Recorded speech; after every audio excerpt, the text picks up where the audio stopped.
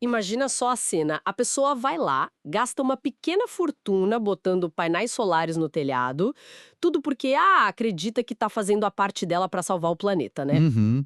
Claro, de quebra ainda sonha em zerar aquela conta de luz no fim do mês. Exato. Mas aí, de repente, essa mesma pessoa descobre que, sem ter a menor ideia, esse investimento todo tá, tipo, financiando um esquema corporativo gigante de lavagem de impacto. É um paradoxo bem indigesto. É, com certeza. E é o choque clássico entre aquela teoria linda da transição energética e a prática dura do mercado financeiro, sabe? Pois é, a promessa era a independência energética, mas a realidade, agora em 2026, são boletos cada vez mais confusos de uma burocracia que, olha, parece que foi desenhada só para frustrar quem tenta gerar a própria energia. Sim, porque quando a gente cruza o que está acontecendo ali no telhado das casas com o que é decidido lá nas reuniões de conselho das grandes corporações elétricas, o cenário que surge é cheio de contradições bem profundas. Com certeza. E, bom, a nossa missão na imersão de hoje é justamente rastrear esse dinheiro, sabe? Entender o verdadeiro custo dessa transição energética aqui no Brasil. Exatamente. Ok, vamos desempacotar isso. Para começar, a gente vai usar duas fontes super reveladoras. De um lado, a gente tem o bolso do consumidor comum, né? E a nossa bússola para isso é uma reportagem bem incisiva do Canal Solar, agora de maio de 2026, que mostra bem esse aumento implacável dos custos para quem tem energia solar. E do outro lado dessa corda, a gente tem as gigantes do setor elétrico, que são as empresas que basicamente ditam as regras do jogo ESG no mercado. Isso. E para essa parte corporativa, a gente vai mergulhar numa tese acadêmica lá de 2025 da Universidade Federal de Uberlândia, a UFO. O pesquisador é o Gabriel Basile Meloni. Ele pegou o famoso IS, o Índice de Sustentabilidade Empresarial da B3, e escrutinou tudo para descobrir o quão verdes essas empresas realmente são. E olha, o que é fascinante aqui é que a gente não está só olhando para planilhas e dados isolados, sabe? A gente está observando uma transferência real de riqueza. Como assim uma É transferência? que o dinheiro que aquele consumidor perde, com as novas regras de taxação de energia solar, é em grande parte o capital que vai financiar essas mesmas corporações. Então, avaliar como elas usam esse dinheiro em termos de sustentabilidade é essencial para ver se o discurso bate com a prática. Nossa, faz todo sentido. Então, vamos direto para a raiz do problema, ali no nível de quem está pagando a conta. A matéria do Canal Solar foca na Lei 14.300, de 2022. É o famoso marco legal da geração distribuída. Sim, o marco legal, que aliás mudou tudo. Mudou muito. A sensação para quem acompanha o setor é que o governo resolveu, tipo, cozinhar o sapo bem devagarzinho. Desde que essa lei entrou em vigor, eles introduziram a cobrança do tal do fio B. Isso para quem teve o sistema aprovado depois do dia 7 de janeiro de 2023. É, não foi um choque da noite pro dia, né? Eles criaram uma escadinha. Bem isso. Foi um salto de 15% nos primeiros anos e agora, em 2026, bateu a marca bem pesada de 60%. Essa é a clássica estratégia para mitigar o impacto regulatório. Sabe, em vez de paralisar a indústria solar cobrando a taxa cheia logo no primeiro dia, eles criam essa rampa de acesso. O problema é que a rampa ficou íngreme demais, né? Exato. Quem fez as contas lá em 2023 baseou o retorno do investimento num cenário que se deteriorou muito rápido. Para colocar isso em números reais, a matéria traz um exemplo lá da área de concessão da CPFL Paulista. Imagine um sistema que injeta 1.000 kWh na rede, com a regra de hoje cobrando 60% do fio B, que custa ali uns 12 centavos por quilowatt-hora, a matemática é cruel. Cruel é pouco. O impacto no bolso é direto. Sim, a pessoa que gerou essa energia simplesmente deixa de compensar quase R$ 124 na conta do mês. É um dinheiro que evapora daquele cálculo inicial. E aí eu fico me perguntando que diabos é esse fio bi que a gente está pagando tão caro? Pelo que eu entendi, é tipo uma taxa de condomínio da rede elétrica, não é? Essa analogia é perfeita. Porque, tipo, mesmo que o morador não use a piscina ou não faça festa no salão, ele tem que pagar o condomínio para o prédio não desabar, para o porteiro receber salário, essas coisas. A lógica é exatamente essa. Porque veja bem, mesmo que uma casa gere toda a energia que precisa durante o dia, ela tem que escoar o que sobra para algum lugar, certo? E de noite, sem sol, ela puxa a energia de volta. Faz sentido. A rede vira uma via de mão dupla. E essa via de mão dupla não existe num vácuo. Ela precisa de postes, de cabos, aqueles transformadores gigantes na esquina, caminhonetes de manutenção rodando. O fio B é justamente a parcela da tarifa, a TUSD, dedicada a remunerar as distribuidoras por essa infraestrutura. Ah, então é aí que entram aquelas gigantes, tipo a CPFL, Enel, CEMIG, Copel. Isso mesmo. A rua inteira usa a rede como uma espécie de bateria gigante invisível, e o fio B é o aluguel dessa bateria, e o dinheiro vai para elas. Caramba! E a reportagem ainda aponta que esses 60% nem são a pior parte da história. Tem um buraco negro regulatório vindo aí, porque a lei só estabelece essa rampa de cobrança até 2028. E depois disso? Tipo, eu presumo que o governo já tem um plano super estruturado para 2029, né? Olha, seria muito reconfortante pensar assim, mas a realidade é uma paralisia burocrática absurda. O setor inteiro simplesmente não faz ideia de qual vai ser a regra do jogo depois de 2028. Peraí, como assim ninguém sabe? Pela lei original, a ANEEL, que é a Agência Nacional de Energia Elétrica, tinha até meados de 2024 para definir essa metodologia de forma permanente. Mas rolou um efeito dominó de atrasos. Típico, né? Pois é, o Conselho Nacional de Política Energética falhou em publicar as diretrizes no prazo. Isso engessou a ANEEL, que só conseguiu abrir a tal da Consulta Pública 23/2026 no apagar das luzes do ano passado. E essa consulta só deve terminar agora em março de 2026. Nossa, mas por que esse atraso em específico é tão catastrófico? Parece só mais um dia normal em Brasília. O problema maior é o impacto no mercado de crédito. Pensa bem. Projetos de infraestrutura de energia não são pagos em 2 aninhos. Eles precisam de um horizonte, sei lá, de 10 a 15 anos para fechar a conta. Ah, entendi. O banco não vai emprestar dinheiro no escuro. Exatamente. Se uma empresa tenta captar recurso num banco hoje para montar uma pequena fazenda solar, o banco pede a projeção de receitas. Mas como você vai projetar receitas se ninguém sabe como a energia vai ser taxada daqui a 2 anos? O dinheiro some. O capital congela total. Congela.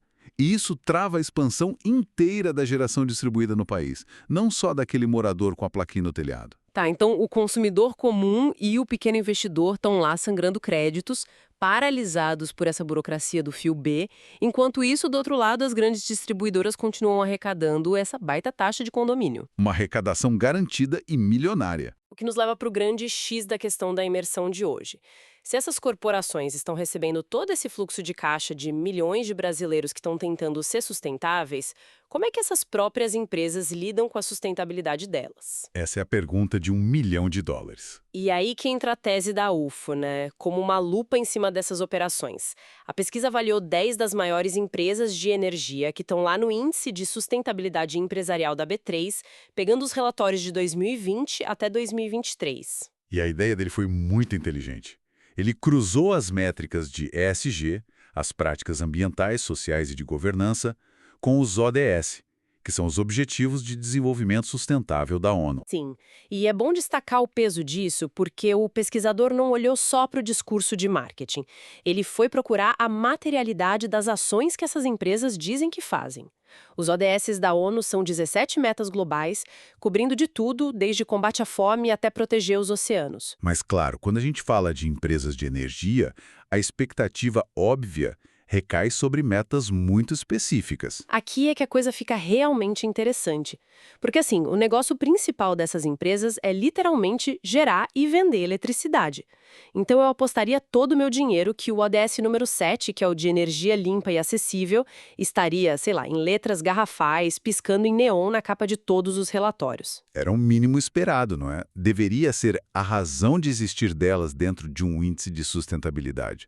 Qualquer pessoa racional faria essa mesma aposta que você. Mas e aí? Não é isso que acontece. Não. O estudo joga um balde de água fria nisso. Ele revela uma desconexão enorme. Paradoxalmente, o ODS 7 é pouco, ou, em alguns casos, quase nada mencionado como a prioridade estratégica da maior parte dessas gigantes da energia. Espera, me explica isso. Como é que uma empresa de energia manda um relatório de sustentabilidade lá para a Bolsa de Valores falando de salvar o planeta e simplesmente ignora o tópico da energia limpa? Tipo, o que elas estão priorizando no lugar disso? Os dados do Gabriel mostram que os objetivos mais celebrados por essas companhias são o ODS 8, que fala de trabalho decente e crescimento econômico, e o ODS 16, focado em paz, justiça e instituições eficazes. Justiça e instituições eficazes. Para uma distribuidora de luz. Pois é. E o motivo por trás disso revela demais sobre como o mercado financeiro mede essa tal sustentabilidade hoje em dia. Deixa eu ver se eu peguei a jogada. É muito mais fácil e barato para uma corporação comprovar que, criou um código de ética super bacana para o escritório, ou que melhorou o RH, do que admitir o custo absurdo que seria trocar maquinário pesado e investir em rede verde de verdade. Precisamente. Falar sobre crescimento econômico e governança gera aquelas métricas de curtíssimo prazo que os acionistas adoram, sabe? É super fácil de colocar um painel colorido de apresentação. Ah, claro, fica lindo no PowerPoint da reunião. Exatamente. Se você prova que botou uma política de compliance no departamento jurídico, você ganha muitos pontos no pilar de governança do ESG. Mas transformar o núcleo duro de uma usina para garantir energia 100% limpa, bom, isso exige trilhões, exige pesquisa, desenvolvimento de longo prazo. É mais fácil fugir desse escopo. Caramba, é tipo uma rede de fast food fazendo um relatório de saúde focado em dizer que as cadeiras da lanchonete são super ergonômicas para o cliente sentar, mas escondendo a quantidade de gordura do hambúrguer. É uma analogia perfeita. O foco vai para o lugar mais conveniente. Mas a tese da UFO não esconde os nomes, né? O estudo dá nome aos bois. Vamos aos vencedores e perdedores dessa análise. A Eletrobras, a CPFL e a Neo Energia lideraram o pilar de boas práticas. Sim, e os números da Eletrobras, especificamente no ano de 2023, são um caso à parte, considerando tudo o que estava acontecendo. O salto da Eletrobras foi absurdo. Ela atingiu a nota máxima, um score de 100 no ESG, em 2023, logo depois de ser privatizada em junho de 2022. E a geração de energia acompanhou isso. Foram, 146 mil gigawatts-hora gerados, sendo que 96,5% foi de fonte renovável. É um peso pesado operando numa matriz quase que totalmente limpa. E isso puxa muito a média para cima. Mas do outro lado do espectro, a gente tem a CEMIG, que amargou o último lugar. Eles ficaram com uma média de 60,63 pontos. E a pesquisa notou um padrão bem chato de estagnação, com pontuações até caindo ao longo dos anos. O que ilustra muito bem que você pertencer a um índice de prestígio lá na Bolsa não significa que todo mundo ali dentro tem o mesmo nível de excelência. A disparidade entre a primeira e a última é colossal. Sim, e para ser justa, acho importante a gente também reconhecer o S da sigla ESG, o lado social. A pesquisa faz questão de elogiar isso no momento super crítico. Assim, o período da pandemia. Isso. No auge da Covid-19, ali entre 2020 e 2021, as três líderes Eletrobras, CPFL e Neo Energia somaram mais de 62 milhões de reais em doações para a comunidade. Foi dinheiro para IPI, insumo de hospital, oxigênio, uma grana que com certeza salvou muitas vidas. Não podemos diminuir isso de forma alguma. Essa injeção de capital na infraestrutura de saúde na hora do colapso foi um exercício real, tangível de responsabilidade social corporativa. Mas aí eu te faço uma provocação. Se algumas dessas empresas estão operando quase 100% limpo, doando dezenas de milhões em pandemia e ainda tirando nota 100 na pesquisa, por que o tom geral desse estudo da UFO é tão cético? O autor parece não confiar muito no setor. Se conectarmos isso ao cenário geral, o ceticismo é muito justificado. E aqui a gente entra no conceito que talvez seja o mais crucial de toda essa imersão, o impact washing, ou, em português, a lavagem de impacto. Lavagem de impacto. Isso. A conclusão ampla que o Gabriel chegou foi que cerca de 60% das empresas desse setor são fundamentalmente inconsistentes. Peraí. De cada 10 empresas que estão lá batendo no peito, posando de heroínas da sustentabilidade na bolsa, 6 estão maquiando a realidade de alguma forma. Exatamente. A inconsistência acontece quando o que a empresa descreve ali lindamente formatado nos relatórios anuais não vira projeto nem dinheiro investido no mundo real. É só uma fachada contábil, é puramente marketing para acionista ver. Gente, que absurdo! E o pior é que o mecanismo do mercado facilita muito isso. A pesquisa expôs uma falha grave na forma como a própria B3 cria o ranking. Mas como a Bolsa de Valores pode errar nisso? Eles são meio que a grande autoridade financeira, não são? O problema está no método deles. O índice de sustentabilidade empresarial funciona muito com base em questionários. E quem preenche A própria empresa. é autodeclaratório, Ah, entendi. Elas mesmo se dão a nossa. basicamente. Eles contratam consultorias caríssimas só para redigir as respostas do jeito mais perfeito possível, para hackear o algoritmo e ganhar ponto. Mas o pesquisador da UFO fez diferente. Ele pegou os questionários e cruzou com os investimentos materiais auditados. E aí a casa caiu. Caiu feio. O caso da Engie, que o estudo cita, é emblemático. Eu vi isso. Pelo ranking oficial da Bolsa, a Engie é a número 1, a primeiríssima do índice oficial. Mas aí, o pesquisador aplicou a metodologia de checagem real e... E ela despencou lá para o 7º lugar. 7º. Uma queda absurda que só prova o quão manipulável é essa métrica oficial. O que a B3 aplaude de pé, uma auditoria séria classifica como apenas mediano. Isso é um impact washing operando à luz do dia, sabe? Então, o que tudo isso significa, juntando as peças, fica um cenário muito assimétrico, até meio perverso. Porque, olha só, na base da pirâmide está o consumidor tentando fazer a coisa certa. Ele instala o painel solar, adota energia limpa. E a recompensa dele é uma taxa nas costas. Sim, ele é atingido por essa escalada regulatória.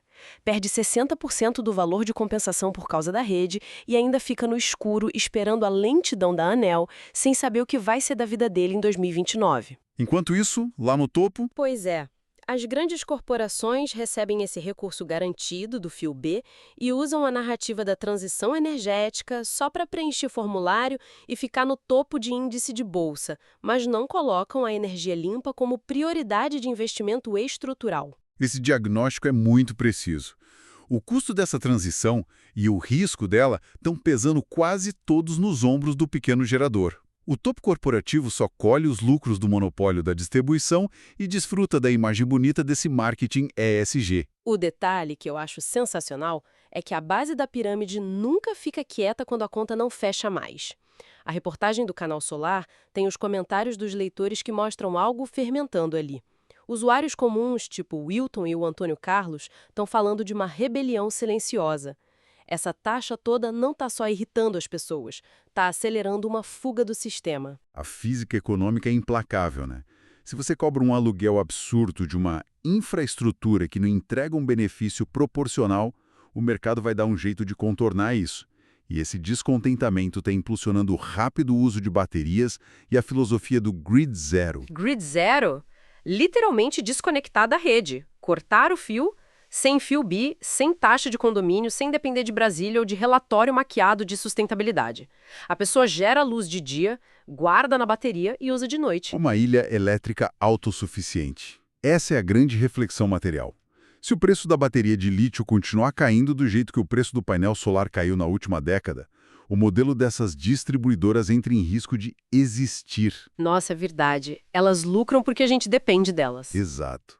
No momento que a massa descobrir que é mais barato cortar o fio nacional do que continuar financiando o lucro delas, o formato atual do setor elétrico colapsa. Caramba, é o momento blockbuster da energia elétrica. A locadora velha espremendo o cliente com taxa de atraso, super confiante no próprio monopólio, sem ver que a tecnologia do streaming ia engolir eles. É a mesma dinâmica. Então fica essa reflexão super provocativa para quem está nos ouvindo.